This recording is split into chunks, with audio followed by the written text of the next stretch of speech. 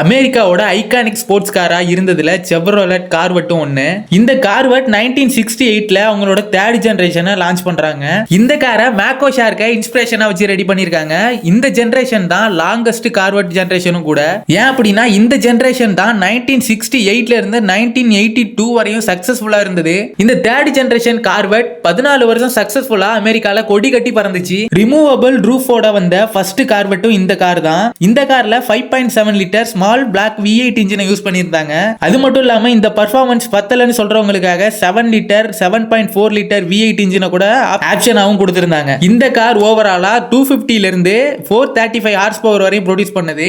இந்த car 0 to 100 km/h just 6 செகண்ட்ல cross பண்ணிச்சு. இந்த காரோட டாப் ஸ்பீட்னா 210 km/h. அதுவும் நீங்க 7 லிட்டர் 7.4 லிட்டர் இன்ஜின்லாம் எடுத்தா அதை விட வேகமாவும் போகும். இந்த கார்ல independent suspension, removable T tops, pop up headlight, analogue கேஜ்னு கிளாசிக் காக்பிட் ஃபீல பயங்கரமா கொடுத்துச்சு. அது மட்டும் இல்லாம லாங் நோஸ், ஷார்ட் ரியர்னு ஒரு வெறித்தனமான அமெரிக்கன் ஃபீல கொடுத்த மசில் காராவும் இது இருந்துச்சு. இந்த கார் 14 இயர்ஸா சக்சஸ்ஃபுல்லா இருந்ததுக்கு கார்வெட் கொடுத்த அப்கிரேட் தான் காரணம். 1969ல மோஸ்ட் பவர்ஃபுல் இன்ஜினை ஆப்ஷனா கொண்டுட்டு வந்தது. 1978ல 25th ஆனிவர்சரி ஸ்பெஷல் எடிஷன் ஒரு காரை இறக்குனது. 1980ல லாஸ்ட் பிக் பிளாக் V8 இன்ஜினை இறக்குனது. கடைசியா 1982ல லாஸ்ட் இயர் ஆஃப் கார்வெட்னு கிராஸ் ஃபயர் இன்ஜெக்ஷன் சிஸ்டம் கொண்டுட்டு வந்தது மிகப்பெரிய பிளஸ் அமைஞ்சது. இந்த கார்வெட் C3 இன்னும் கூட அமெரிக்கால ஒரு கிளாசிக் கார் லவ்வரோட ஒரு ட்ரீம் காராவும் இருந்துட்டு வருது.